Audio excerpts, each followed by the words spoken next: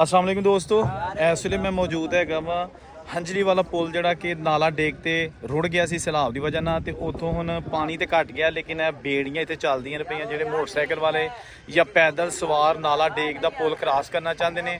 ਪੁਲ ਤੇ ਹਰ ਕਿਸਮ ਦੀ ਟ੍ਰੈਫਿਕ ਵਾਸਤੇ ਬੰਦ ਹੈ, ਲੇਕਿਨ ਇਹ ਬੇੜੀਆਂ ਜਿਹੜੀਆਂ ਨਾ ਇਹ ਇੱਥੇ 50 ਰੁਪਏ ਲੈਂਦੇ ਨੇ ਪਾਰ ਕਰਾਉਣ ਦੇ। ਖਾ ਮੋਟਰਸਾਈਕਲ ਉੱਤੇ ਰੱਖ ਲਓ ਜਾਂ ਪੈਦਲ ਚਲੇ ਜਾਓ।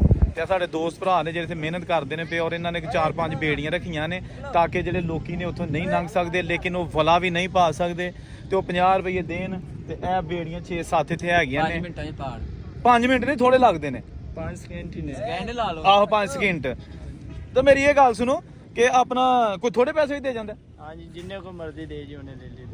ਲੋ ਜੀ, ਉਹਨਾਂ ਦਾ ਕਹਿਣਾ ਹੈ ਕਿ ਅਸੀਂ ਇਹ ਨਹੀਂ ਕਿ ਕੋਈ ਬਾਟਾ ਰੇਟ ਕਈ ਘੱਟ ਵੀ ਦੇ ਜਾਂਦੇ ਨੇ, ਲੇਕਿਨ ਇਹ ਵੀ ਕਿ ਚਲੋ ਠੀਕ ਹੈ, ਲੋਕਾਂ ਦੀ ਮਜਬੂਰੀ ਹੈ, ਉੱਤੋਂ ਦੀ ਚੱਕਰ ਲਾ ਕੇ ਆਉਣਗੇ, ਬੜਾ ਉਹਨਾਂ ਨੂੰ ਵਲਾ ਪੈਂਦਾ ਤੇ ਇੱਥੇ ਥੋੜੇ ਜਿਹੇ ਪੈਸੇ ਦੇ ਕੇ ਨਾ ਤੇ ਮੇਰੇ ਹਾਲ 5 ਸਕਿੰਟ ਦੇ ਵਿੱਚ ਇਹ ਜਿਹੜਾ ਨਾਲਾ ਇੱਥੋਂ ਕ੍ਰਾਸ ਕਰ ਲੈਂਦੇ ਨੇ। ਤੇ ਇਹਨਾਂ ਨੇ ਫੁੱਟਬਾਲ ਆਪ ਹੀ ਬਣਾਏ ਜੇ ਨਾ, ਇਹ ਜਨਾਬ ਉਹਨਾਂ ਨੇ ਆਪ ਹੀ ਬਣਾਏ ਨੇ। ਇਹ ਹੁਣ ਮੋਟਰਸਾਈਕਲ ਦੇਖੋ ਆ ਰਹੀ ਹੈ, ਇੱਕ ਭਰਾ ਆ ਰਿਹਾ ਸਾਡਾ, ਠੀਕ ਹੈ ਨਾ। ਇਹ ਦੇਖੋ ਤੁਸੀਂ, ਇਹਨਾਂ ਨੇ ਹੁਣ ਜਾਣਾ ਹੈ ਤੇ ਟੀ ਕਰਦਾ ਇਹਨਾਂ ਨੇ ਪਾਰ ਕਰ ਜਾਣਾ, ਤੁਸੀਂ ਦੇਖਣਾ ਹੁਣ, ਠੀਕ ਹੈ ਨਾ। ਇਹ ਮੋਟਰਸਾਈਕਲ ਜਿਹੜੀਆਂ ਲੱਗ ਗਈ ਰੈਕ ਦੇ ਉੱਤੇ ਤੇ ਉਹ ਜਨਾਬ ਜਿਹੜਾ ਡਰਾਈਵਰ ਹੈ ਨਾ ਉਹਨੇ ਕਿਸ਼ਤੀ ਢੋਰ ਲਈ, ਠੀਕ ਹੈ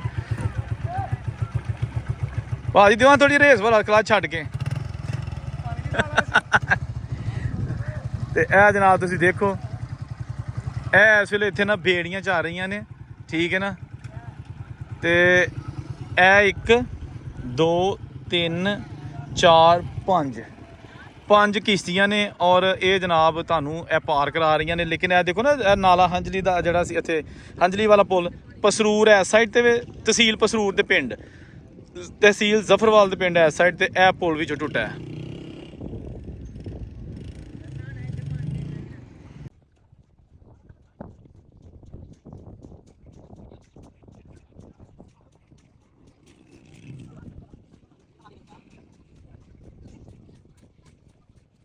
ਯਾਰ ਮੈਂ ਜਾਣਾ ਤੇ ਹੈ ਪਾਰ, ਲੇਕਿਨ ਡੁੱਬ ਨਾ ਜਾਵਾਂ। ਤੁਹਾਡੀ ਕਸ਼ਤੀ ਜਿਹੜੀ ਹੈ ਨਾ ਉਹ ਪਾਣੀ ਹੈ ਵਿੱਚ। ਪਾਣੀ ਕੁਛ ਨਹੀਂ ਹੁੰਦਾ ਵਿੱਚ, ਇਹ ਬੰਦਾ ਸਰ ਕੁਛ ਨਹੀਂ ਹੁੰਦਾ, ਆਪ ਆਏ ਬੇਫਿਕਰ ਹੋ ਕੇ ਆਏ। ਤੇ ਕਿੰਨੇ ਪੈਸੇ ਇੱਕ ਬੰਦੇ ਦੇ? 10 ਰੁਪਏ ਸਰ। ਯਾਰ 5 ਰੁਪਏ ਹੈ ਨੇ ਖੁੱਲੇ, ਬਾਕੀ ਫੇਰ नहीं आप 1 रुपए देते 4 रुपए वापस ले लेना। ਹਾਏ ਜ਼ਿਆਦਾ ਖੁਸ਼ ਰਹੋ ਯਾਰ, ਖੁਸ਼ ਰਹੋ। आपके भी काम आ जाएगी। ਗਾਈ ਲੈ ਲਾਂਗੇ ਉਹਦੀ। हाँ गाड़ी ले लेना, एक गाड़ी ले लेना और 1 रुपए का हम अपना घर ले लेंगे। ਵਾਹ ਜੀ ਵਾਹ। ਲਓ ਜੀ ਦੋਸਤੋ, ਅਸੀਂ ਉਹਨਾਂ ਬੇੜੀ ਤੇ ਬਹਿਣ ਲੱਗੇ। ਸਾਡੇ ਨਾਲ ਦੋ ਭਾਈ ਵੀ ਹੈਗੇ ਨੇ ਮੋਟਰਸਾਈਕਲ ਤੇ। ਚਲੋ ਜੀ ਜਾਣ ਦਿਓ ਅੱਗਾ ਪਿੱਛਾ ਵੇਖ ਕੇ।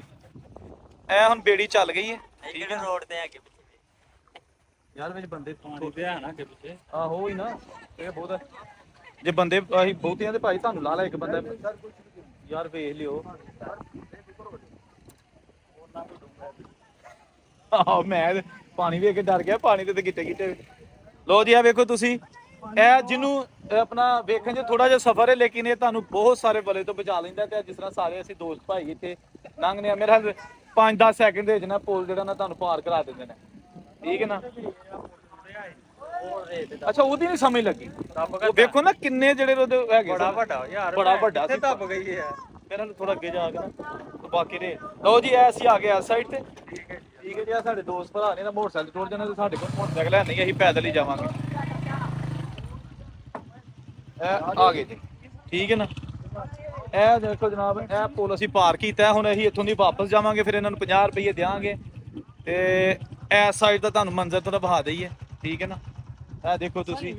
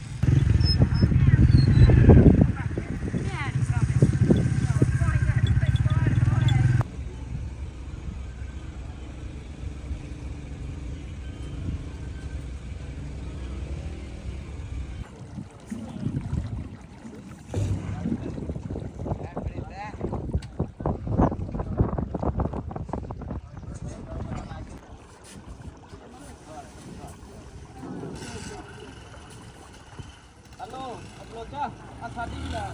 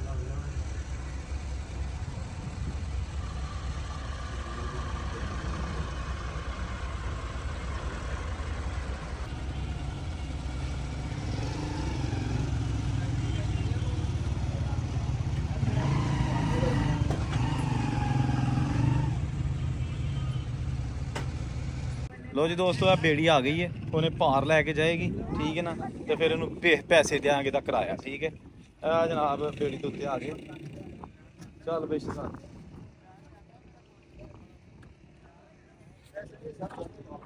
ਨਹੀਂ ਨਹੀਂ ਕੋਈ ਗੱਲ ਨਹੀਂ ਤੁਹਾਡੀ ਮਜ਼ਦੂਰੀ ਹੈ ਤੁਹਾਡੀ ਮਜ਼ਦੂਰੀ ਰੋਜ਼ੀ ਹੈ ਬੱਚਿਆਂ ਦੀ ਤੁਹਾਨੂੰ ਦਿਆਂਗੇ ਪੈਸੇ ਜ਼ਰੂਰ ਦਿਆਂਗੇ ਵਾਹ ਜੀ